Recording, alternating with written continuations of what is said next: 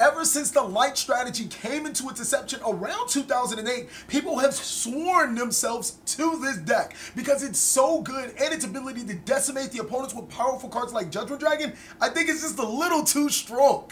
I'm TheCaliEffect, and if you guys want to see more videos like this, then you should go ahead and Judgment Dragon that subscribe button. But if that's not enough and you're curious to see more content or what I'm doing with this curious Lightsworn Dominion, then destroy that notification bell so you can see more content like this. Without further ado, I present to you a Lightsworn deck profile inside of the 2018 January format post Extreme Force.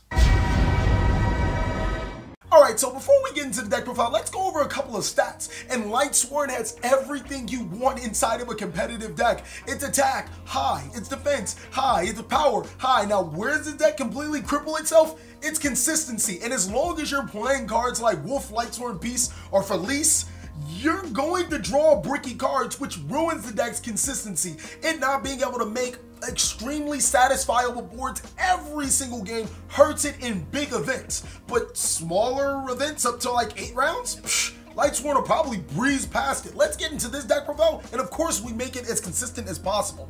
We run one copy of Judgment Dragon. Now, Judgment Dragon was a card that was omitted in my Lightsworn builds quite a few times, and I'm not trying to pass judgment on the card, but it gets dragged all over the place. Alright, anyways, at the cost of 1,000 life points, you can destroy all other cards on the field, and the reason why I don't feel that it's as powerful as it is before is while we do play enough names to be able to drop it consistently, sometimes dropping Judgment Dragon doesn't really mean anything. Also, opening Judgment Dragon doesn't do anything for you. So don't get me wrong, it's a very good card, also even better when going second, but we have ways around it, and there are some other great cards that we can play in substitute of Judgment Dragon without its major cost, if that's what you want to call it.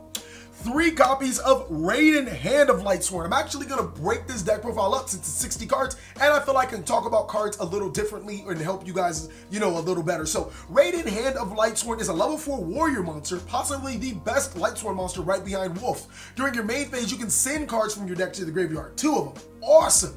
The next most important thing is that during the end phase, Radiant can send cards from the deck to the graveyard. So essentially, you get 4 cards sent off of this one card. But more importantly, most Lightsworn cards send cards to the graveyard during the end phase, where Radiant is essential because it allows you to send it during your main phase 1. 3 copies of the best card of the deck, probably, Wolf the Lightsworn Beast, when sent from the deck to the graveyard, no matter how, is special summon to your side of the field. So it's a free 2100 attack, level 4 light monster, and God, he is good. He provides so many XC plates, even Link plays, and he's necessarily free. It's the reason why this Lightsworn deck is able to thrive inside of the 2018 format 10 years later. Next is 2 copies of Felice Navidad. I actually really like this card. The only downside to Felice is that it has to be sent from the deck to the graveyard by a monster effect. So Solar Recharge and Charter Light Create will not trigger her effect, but a little importance to her, she can tribute herself to destroy your opponent's pesky monsters and send cards from the deck to the graveyard, and she's also a tuner, so she does have that going for her over Wolf. Next is 1 copy Lumina Lightsworn Summoner. This card used to be the focal point of the old Lightsworn decks, but now at the cost of discarding 1 card from your hand, you can tutor Felice to your side of the field, Radiant to your side of the field for some additional mills during your turn before your end phase. It's actually really good for making Link plays too, and he can put some monsters on board that you need to make a Dominion play. Next is 1 copy of Lumina Lightsworn Shaman. Now, this card is really good, and the reason why we don't play multiples of these cards is because it's just not needed. Lightsworn Shaman allows you to banish one of your Lightsworn monsters to target one of your other banished Lightsworn monsters and special summon to your side of the field. Excuse me, you can target the same one, but you must have a Lightsworn monster that's already banished originally, and that's where Twilightsworn monsters come in handy. Lila, Twilightsworn Enchantress, is probably one of the best Lightsworn cards, and she's so underrated. By banishing a Lightsworn monster in your hand or graveyard, when your opponent activates cards like Spiral Resort, Dragon's Ravine, Union Hanger, or basically any card that needs to be on face up on the field, she takes care of that threat for you. She's pretty good, and she's another Lightsworn name, so it fuels Judgment Dragon. 1 copy of Raikou Twilightsworn Fighter. Oh man, he is another great card. Upon his summon or flip summon, you can banish Lightsworn. Is it 8? I'm pretty sure it's a Lightsworn. I hope it's not 2. Yeah, it's banish 1 Lightsworn monster from your graveyard to banish an opponent's card on the field. Now, this card doesn't target and its removal. Really good card in here. The only downside is that it's level 2, but other than that, you can just link away with it. Next is 1 copy of regular Lila in case we have some back row problems. Just summon that Lila, switch it to defense, and destroy that back row. And then this card is so saucy in the deck. 1 copy of Minerva Lightsworn Maiden. Now, Lightsworn decks before couldn't gain the full advantage of her effect because there weren't enough good Lightsworns to take full advantage. Well, I run 8 Lightsworns outside of her name inside of the main board. So if you just so happen to be in that late grind game, Judgment Dragon still in your deck, you have your Lightsworn monsters in your graveyard, normal summon Minerva and activate her effect to search Judgment Dragon from your deck to your hand. Not convinced yet? Well, if she's sent from the deck or field to the or from deck or hand to the graveyard, she sends an additional card from your deck to the graveyard. She's really important when you want to trigger your Twilight Sworn's effects because Twilight Sworn Shaman, Raikou, and Twilight Sworn Enchantress all gain the effect to send additional cards from the deck to the graveyard when a Lightsworn monster effect activates to send cards from your deck to your graveyard. So she can get those cards going, and she's a great Lumina target because who doesn't want to send just for special summoning? Really good card. That's it for the Lightsworn counterparts. We run 14 Lightsworn monsters and of course 1 Judgment Dragon. You guys could probably choose to run more Judgment Dragons, but we'll get into that when we start going over the budget options. For the hand traps, I know it's probably going to drain your wallet, but again, we're going over competitive build, and then I'm going to give you some good budget options. 3 copies of Ash Blossom and Joyous Spring. I just couldn't see a competitive version of this deck without Ash Blossom. It allows you to stop so many great effects, terraforming, spiral effects, pendulum magician effects. It stops so many great cards. It is pivotal into this format right now. Now, what I did notice about this deck is out of the 19 spells that I ran, only 1 of them wasn't an Ash Blossom target. And seeing that we're taking this to a competitive standpoint, I expect our opponent to have Ash Blossoms for days. But this card actually helps us solve our problem. 3 copies of Psyframe Gear Gamma. Normally when you activate a spell card in this Lightsworn deck, you don't have to commit any monsters whatsoever. So your opponent's going to want to be able to Ash Blossom your Desires, your Charger Library Gate, your Solar Recharge, and out goes the Gamma. This card allows itself to negate the Ash Blossom, special summon itself, and provide light monsters on your field for a Dominion play or even a Psyframe Lord Omega play. We don't worry about milling off that Psyframe driver because Gamma can special summon Psyframe drivers from the graveyard, and more importantly, if they see a Gamma in the graveyard, they're going to be pretty scared to start Ash Blossoming random cards because they just might pay for it. And then lastly, 1 copy of Maxi, a really good card for a combo orientated deck, and this deck is a very big on combo orientated. So that's it for the hand traps at 7.5. If you want to count Driver as a hand trap, it'll be 8, I guess.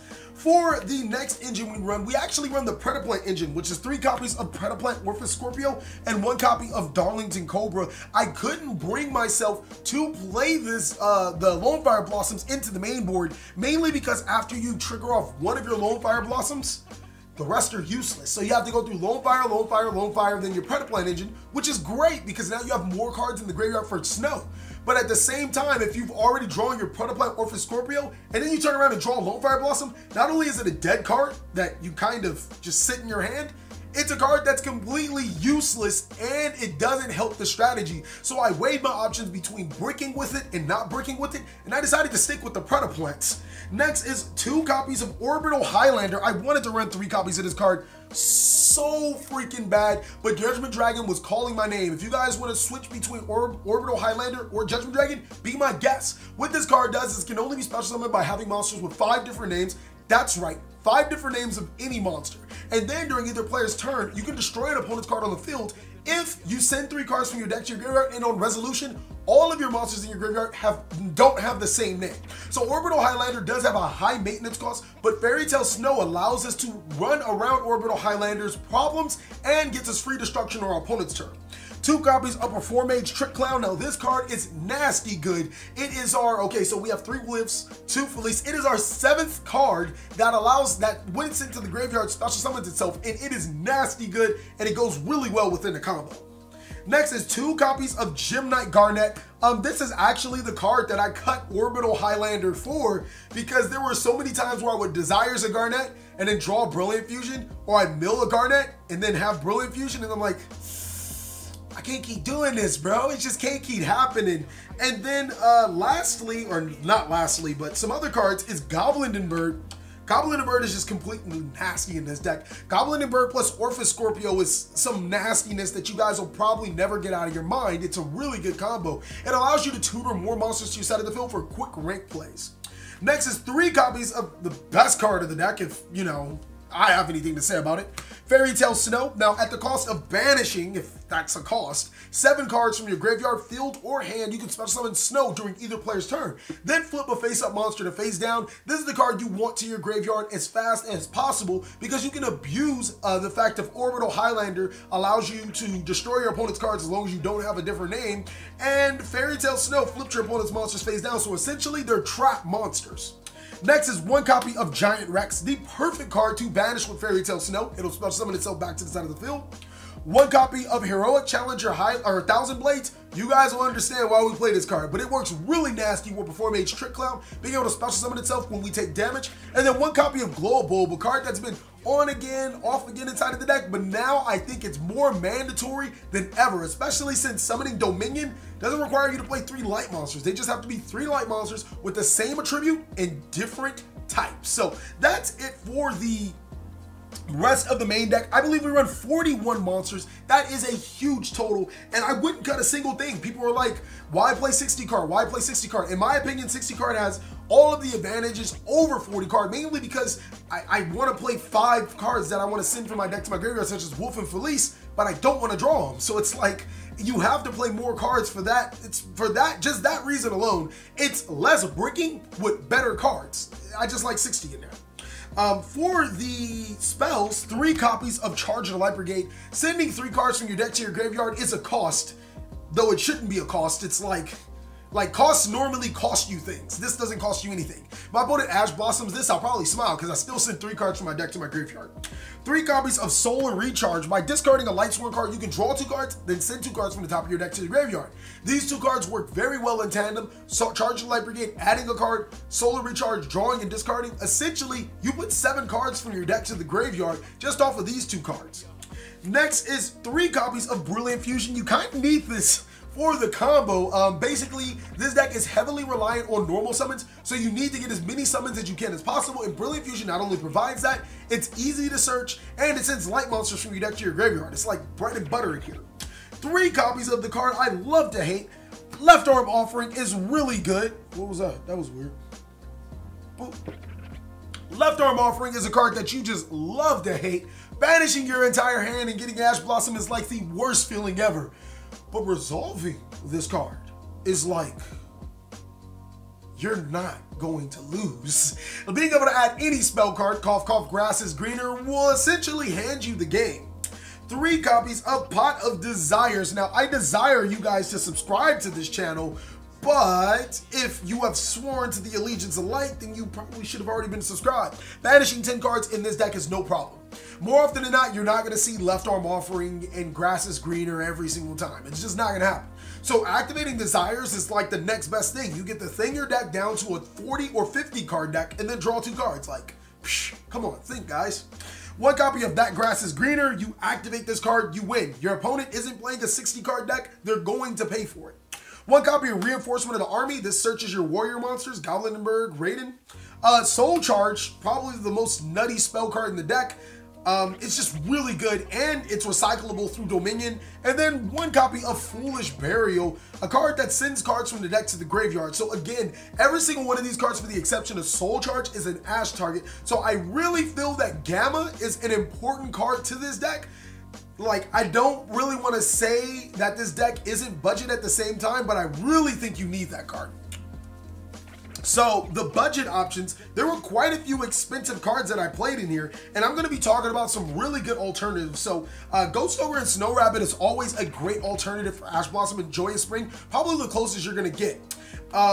What else did I play in here? Some other expensive cards. If you can't, like, for some reason just can't play the Gamma, I would probably go for more power in this deck, because while you can't substitute on disruption that Gamma brings, you can definitely bring more power. So Lone Fire Blossom to get quickly into your Brilliant Fusion engine. Blockbuster Soldier isn't a bad card. You play enough lights, you play enough darks. Extra Orbital Highlanders or even Electric Magnetic Turtle. I wanted to play this card, but I just didn't see a need. I don't see myself in that situation, but it's still a really good card. Also, Lost Wind and Breakthrough Skill. Now, all of these cards could be played inside of the main deck or sided for certain matchups. So I really think that these are some awesome cards that I just couldn't fit in here, and some of them I just didn't need because of the type of disruption I play that you guys might need for the people that are going the budget route. Now, for the side deck, or extra deck, my apologies, 1 copy of Curious, the Lightsworn Dominion. God, this card's nasty. So it requires 3 different monsters of different types, but the same attribute. Not hard for this deck to do. It's a combo I'm going to show you guys in the test hands and combo tutorials that you guys are just going to completely love, which I'm not 100% sure if I'm going to post it now or tomorrow, but it will come. It's really, it's nasty good. Mrs. Radiant is also another great card of this deck, easily accessible. Proxy Dragon and Decode Talker, just your good generic link monsters. I don't make them as often now that I have Curious. Notoria Beast was just a card that kept begging itself to be inside of the main deck. It works really good with all the Earth monsters you play and Lone Fire Blossom. Michael Arc Lightsworn is not only another Lightsworn, but it's easy spot removal. Psyframe Lord Omega was a card that I wanted to play at 2 so bad, but you don't necessarily need to. It can shuffle itself from the graveyard back inside of the deck. The Utopia package, because yeah, I like getting over your opponent's huge monster types that can't be destroyed. It happens, I know.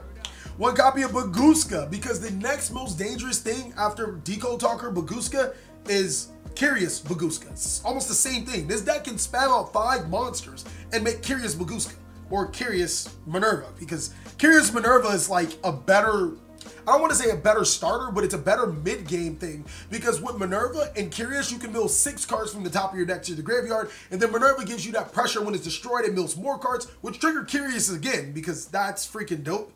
1 copy of Tornado Dragon. Tornado Dragon's just really good back row removal. X-Saber Invoker, that's going to special summon your warrior monsters from your field, and I'll show you guys a little later. And then Gym Knight Seraph Knight. That card is, you know, kind of essential for the Brilliant Fusion engine. So that's it with the extra deck. I know we're running a little late on this deck profile. I hope you guys do like the more explanation longer. If you guys like it, go ahead and post. So for the side deck, 3 copies of Psyframe Gear Epsilon. Trickstars is Trickstar. You don't want to lose to the Ash or the Droll Reincarnation. I actually take out the Ashes against the Pendulum Magician matchup, or I try to find a way to put the Droll and Lockbirds with the Ash Blossoms. Droll and Lockbird is just a more powerful card against Pendulum Magician because they search so damn much. Twin Twisters is really good back row removal. Mind Crush is also, you know, I don't like getting evenly matched in this deck, and it's just so versatile. You can call just about anything. And then lastly is 3 copy of Evenly Matched. Again, I showed you guys quite some awesome, you know, tech choices, some budget options. So you can take out your Evenly Matches and your Droll and Lockbirds. You can fit in like Breakthrough Skills or Lost Winds, whatever helps you guys work on your budget. Thank you guys so much for watching another segment of the Cali Effect. I really hope you guys enjoyed this deck profile. Let's get this deck to as many likes as possible, and I'll give you guys not only a test hand, but a combo tutorial route, which will help you take your Lightsworn game to a different level. Please like, comment, subscribe, but most of all, enjoy.